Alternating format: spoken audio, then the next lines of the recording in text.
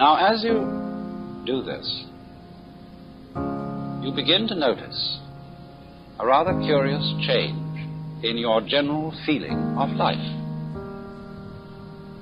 You notice that there ceases to be what I would call an interruption or an interval between your experience and yourself.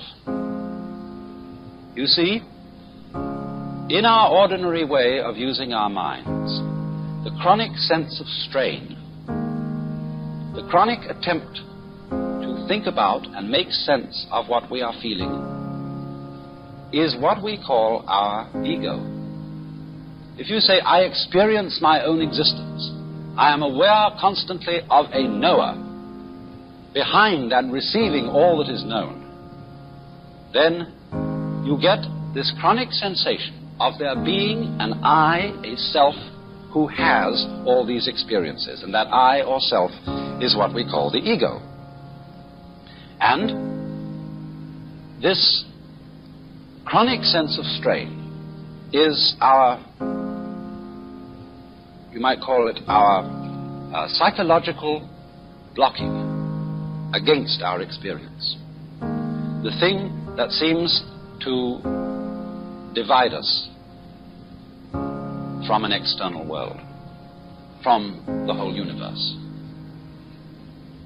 But when, in this way, the interval begins to diminish, we begin to experience our world as ourselves.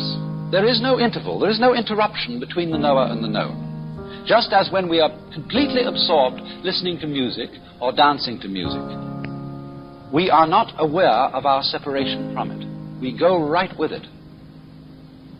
And so, in the same way, when the mind responds instantly to what the senses bring, it seems almost as if the mind and what it experiences were one and the same. Now, in a way, of course, this is actually true. We can understand this theoretically, but we don't ordinarily really feel it. For example,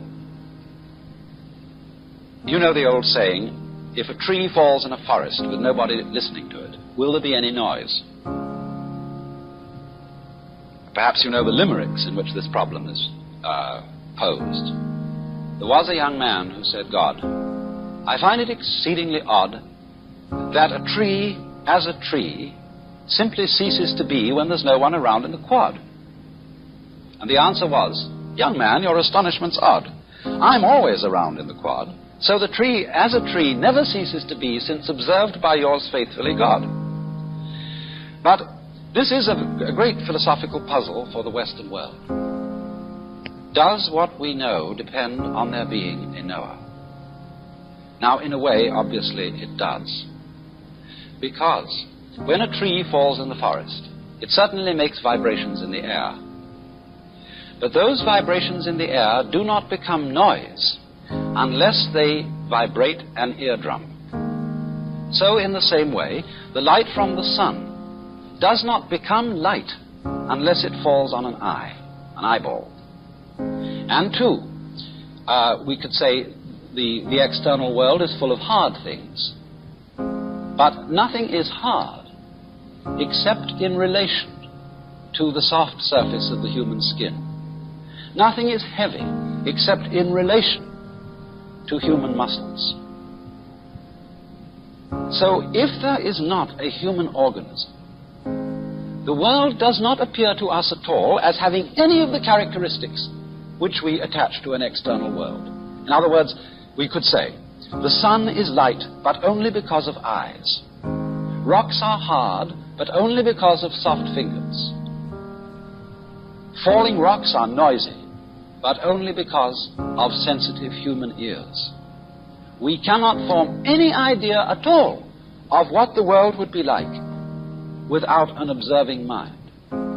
Even such things as duration, the span of time, depend upon the human mind to appreciate them. Space depends on a human mind to observe the world from a particular position and so know that there are things which are distant from it. Without this mind, there could not be any world that we could think about or conceive or imagine in any way whatsoever.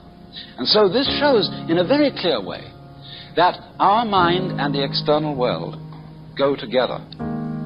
They are inseparable differences. Taking a cigar which has two distinct ends, but you cannot separate those ends. If I would want to take one of these ends off and break the thing and throw it away, it would still have another end. There would still be two ends there. I could never get rid of the situation of it having two ends. So you see that although the two ends are different, there is just one object.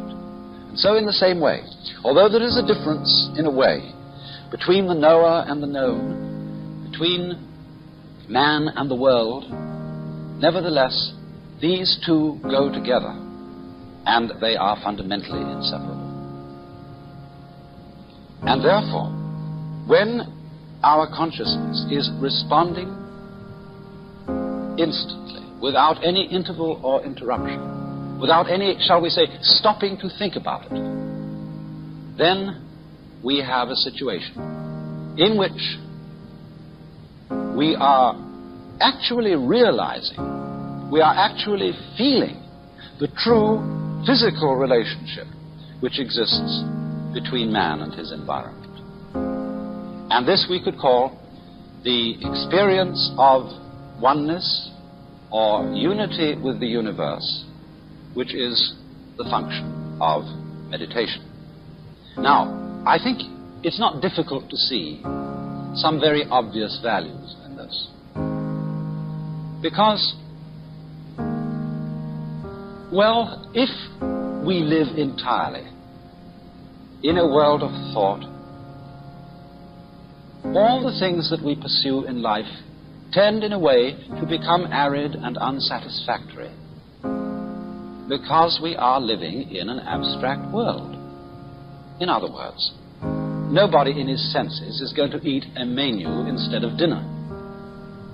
Nobody in his senses is going to try and get a satisfactory diet off dollar bills. And yet, you see, dollar bills and menus stand in the same relation, on the one hand to wealth, on the other hand to dinner, the same relation in which thought stands to reality. They represent it. They symbolize reality, but they are in no sense substitutions for it. Yes, you can do a great deal of things if you have a lot of dollar bills, but unless you exchange those dollar bills into real concrete worth, they are of no value to you.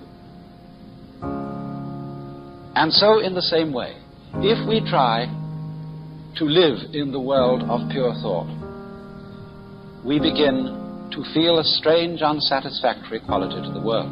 And this living in pure thought is not something that is only done by, professors and intellectuals and thinking people. Perfectly ordinary people often live in the world of pure thought. As, for example, when we pursue certain goals in life, when we say, I want to be successful, I want to be happy, these are really abstractions. Because supposing you become enormously wealthy and you're able to afford 3 cars and 6 houses, you can't drive in 3 cars at once. You can't live in 6 houses at once. You have a symbol, which we call prestige, of your status. But that is an abstract symbol. You can't eat prestige. You can't eat success. And so, to overcome that kind of beguilement by the fantasies of thought, not thinking is an important adjunct to thought. To be able, every so often, to cease the hubbub going on inside one's head and to let talking to oneself stop and come to stillness. You needn't, of course, sit in the meditation posture to do it. This is simply the way it's done by Buddhists, Hindus. You could walk, you could sit in the ordinary way, you could lie in the bathtub and do it. You can lie on your back in bed before you get up in the morning and do it. Just let your mind alone and stop trying to make sense of the world, so that there is really something to think about other than thought itself. It's like if we wrote books about nothing but books. This is, I'm afraid, what a great deal of scholarship is. Books about books about books. So in this way, through meditation, we come to that kind of profound peace which is exhibited in the faces of the Buddhas. I remember particularly some words by Lafcadio Hearn, in which he gives a marvelous description of the whole attitude which these faces represent. Each eidolon shaped by human faith remains the shell of a truth eternally divine, and even the shell itself may hold a ghostly power. The soft serenity, the passionless tenderness of these Buddha faces might yet give peace of soul to a West weary of creeds transformed into conventions, eager for the coming of another teacher to proclaim, I have the same feeling for the high as for the low, for the moral as for the immoral, for the depraved as for the virtuous, for those holding sectarian views and false opinions, as for those whose beliefs are good and